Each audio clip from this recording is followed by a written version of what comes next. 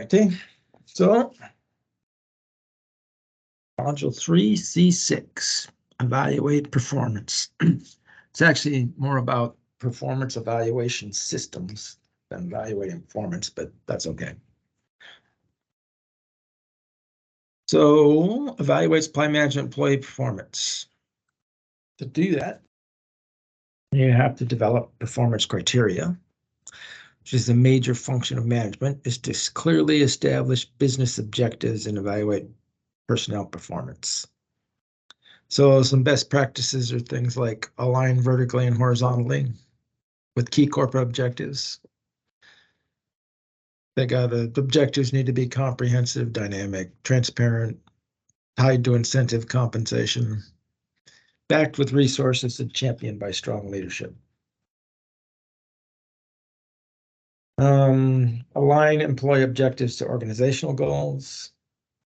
So the goals cascade down from the top. So we support department goals, and department goals support corporate goals, etc. Determine success criteria.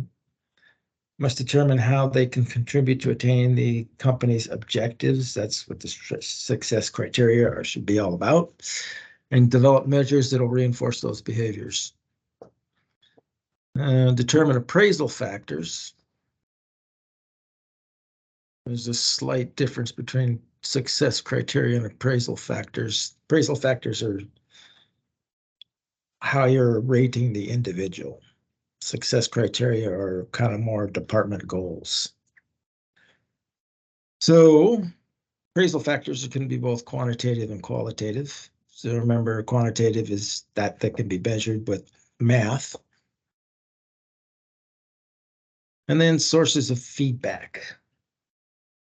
So you can get a number of sources of feedback, or you can only have one source of feedback on employee performance evaluations. You can do team or peer feedback. You can also do a self-assessment, which is always kind of interesting to compare. Stakeholders, either internal and or external stakeholders, on how responsive you are. Supplier input.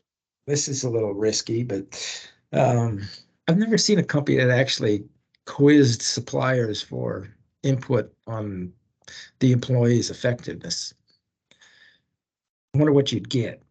But interviews, clear feedback to employees as to how effectively they've achieved their personal business objectives, and customer input. So internal customers are via feedback, via surveys or interviews, that type of thing. And then there's the all-important 360-degree evaluation. So every time you see this on a ISM test, it's usually the answer. 360-degree, there's a lot of different types of people that are consulted. So you look at customers, suppliers, peers, direct reports for evaluation of an individual's performance. Case of a manager, employees are often asked to give upward feedback on how well they are being managed. Always risky, but good managers don't mind so much. If 360-degree performance reviews are performed, the human resource manager should coordinate the process so that the employees or subordinates are assured their performance reviews are kept anonymous. Unless, of course, they're good, then they don't have to be, no. And at PACCAR, HR will conduct these 360 reviews themselves. You have to ask them for it, but they'll do it. The aim is to find the gap between one's own appraisal and the perceptions of others. This will in turn enable a professional to analyze their strengths and shortcomings and accordingly improve their performance. It may be quite shocking. I've never done a 360, but I know they have done them here. And then we've got summative and formative, and I don't know why ISM sticks to these, but there's a lot of test questions on these two, and it seems to be kind of a weird way of splitting them up. But so summative evaluations judge the worth or value of an intervention at its conclusion. It's looking back on the performance. backward-looking evaluation that is intended to rate an employee's strengths and our goal attainment. Most of the evaluations we do here at PACCAR are summative. It assesses performance over a specific period and recognizes accomplishments and successes. Think of it as a one-time annual performance review. That's a summative review. The formative evaluation, on the other hand, is forward-looking. It typically will drive change in the performance measures going forward, and it's used to diagnose weaknesses in employees' performance. It identifies areas for improvement over a specified period, and think of it as a monthly or quarterly written in counseling, which is kind of weird because they say it's looking forward, but every month or week, you're going to look back and see how you did. Employee accountability. I guess the one thing I would say about summative and formatives, so summative is like once a year kind of thing. Formative is more frequent. Employee accountability, part of the assessment process, employees should understand how they can improve their contributions to the business. Then there's the low-performing employees. A clearly documented performance improvement plan defines specific areas, metrics, and dates, in addition to the consequences of not improving performance. So if you want to fire an employee here at PACCAR, you're going to have to do some documentation. And this PIP is a PACCAR HR form. I actually had to fill it out for an employee that I had. It was not a good time.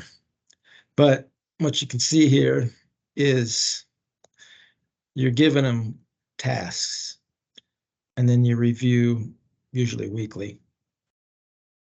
And everybody has to sign, and then you do it for like 90 days. But that's the kind of documentation that you're going to have.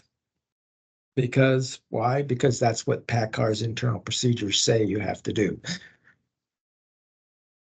Okay, non-monetary employee motivators, flexible work arrangements, work from home kind of thing, opportunity to participate in special projects, recognition, formal presentation or verbal acknowledgement. Verbal acknowledgement works a lot.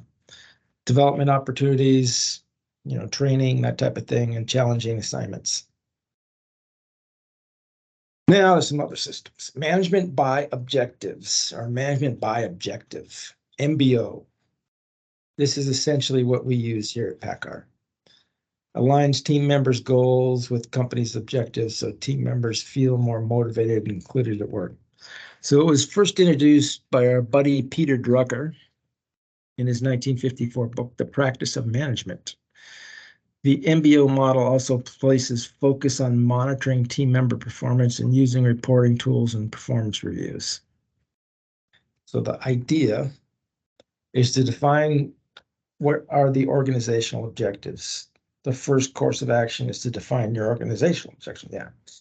So what are the company's objectives? Then translate those into team members using a top-down approach. Department then gets objectives that support the company. Then the team members get objectives that support the department. Make sure you're using SMART goals and ensure goals are measurable and achievable, which is a SMART goal. When team members have personal goals that ladder up to larger company goals, they understand how they fit into the bigger picture. And monitor performance. Got to work towards your specific objectives, and you'll need to monitor performance. So you can monitor the performance of each team member by assessing whether objectives and key results, OKRs, are being met. That is not an acronym that I've heard used much, but it's one ISM is using. Evaluate progress. We do this twice a year, once in the spring and then the final in the fall or early winter.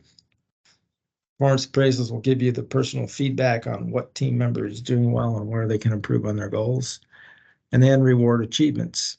So if you're not going to reward a success on the par, it's not going to really amount to much. You can promote intrinsic motivation by challenging team members, recognizing their hard work. And extrinsic awards may include a bonus, praise, salary increase. And this is usually where PACCAR comes in. Is if you score higher on your par, you get a bigger bonus or bigger salary increase, merit increase. And then there's another version of management by objectives called Hoshin Kanari planning, or just Hoshin planning. This comes out of Japan also. It's a systematic process for tackling long-term strategic goals and day-to-day operations. So it's similar to management by objective. You define the mission metrics, for the company. And then what you're doing at the department level is you're identifying breakthrough objectives. That's a set of vital, significant changes needed for an organization to realize its vision versus maintenance objectives, daily or weekly tasks to keep the lights on. So in purchasing, we have daily tasks of answering RPI or sending out RPIs and sending the answers to engineering, invoice discrepancy. Those are all maintenance things, and those things have to be done. But what you want to do is identify some other breakthrough objectives that you have to work at over time to take the next step with the department. And then you set the annual objectives, identify your breakthrough objectives and your maintenance objectives.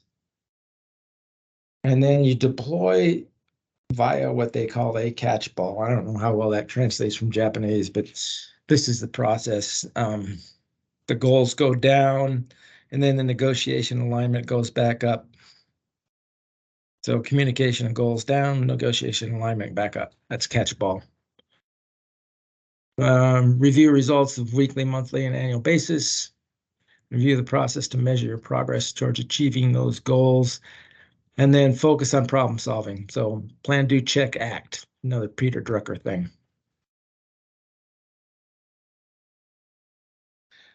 All right. Which of the following individual performance rating factors is considered most qualitative? Oh, we do got a couple of guys. Okay.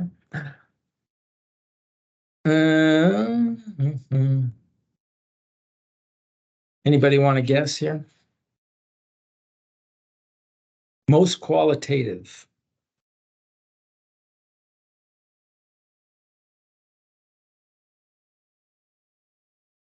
Quality of materials, maybe. Yeah, that could be it. I think you can rule out A and D. Those are pretty quantitative. I was leaning C, responsiveness. Yeah, so I mean, to me, either of those could be qualitative. So this one just sounds a little more hard to measure. Although this one, how do you measure the quality of the material through ppm, maybe? I don't know. Number of defects sometime. Yeah, but that's not a real exact way of doing it, but it's what we use for shorthand. C is correct. A, B, and D are incorrect. Primary number-based measure. So yeah, they must be talking about quality as ppm. Okay. When a supply manager diagnoses a weakness in an employee's performance, what category of evaluation is considered the most descriptive? Oh yeah, here's the old summative, formative, investigative, and reflective. So two of them are bogus. They just throw them in there to throw you off. They're most descriptive. Now, what the heck do they mean by that? All I can tell you is I know they like the formative because it's more often. It's supposedly forward-looking, but it's not really. It just happens weekly or monthly as opposed to summative happening like annually. So my guess would be C. Let's see what they have to say. C it is. Yeah, see, they like to use this thing if you're diagnosing weaknesses, the formative. And really, it's supposed to be forward-looking, but really it's just more often. All right, we got some 11 questions out there. Why don't you guys work at them for about 5 minutes, and then we will go over answers at about 10 till.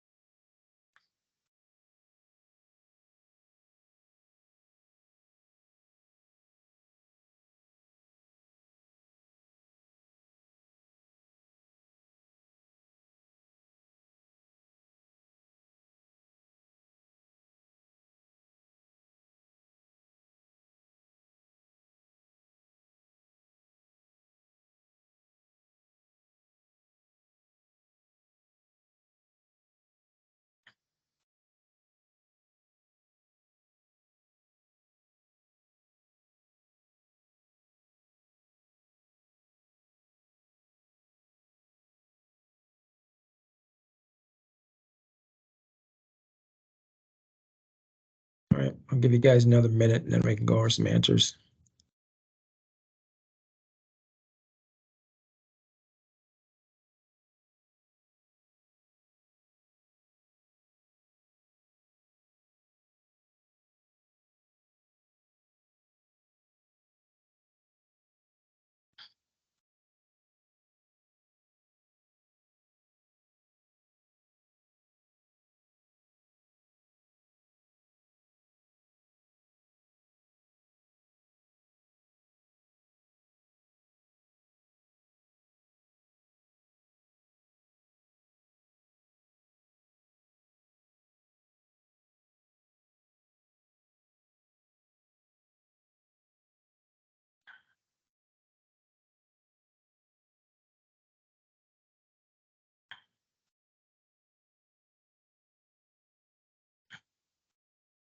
All right, let's go over some answers here.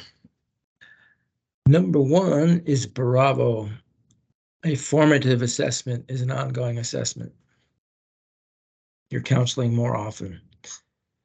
2 is Delta.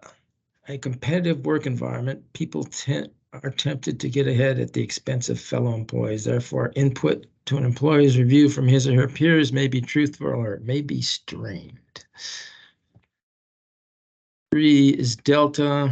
Performance appraisal has provided feedback and clarity to an employee to make any necessary adjustments in performance goals and objectives. 4 is Bravo.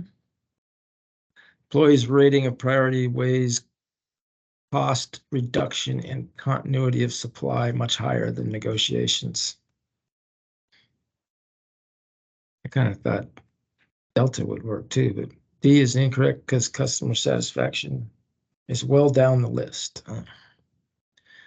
5 is Bravo. Although employees would appreciate compensation increases because of meeting performance objectives, that does not always happen.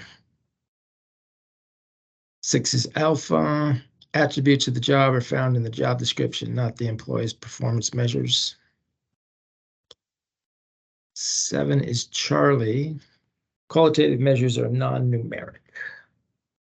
Percentage of on-time deliveries is a quantitative measure. 8 is Alpha.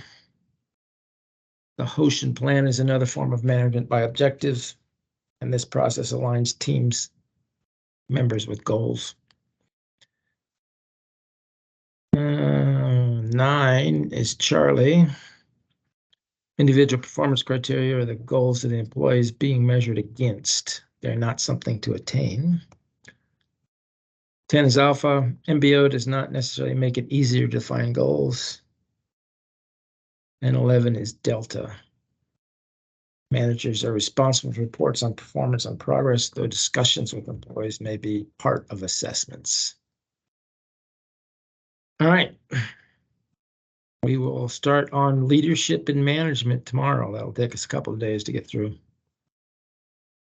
Talk to you guys later. Thank you, Rick. All right. Bye.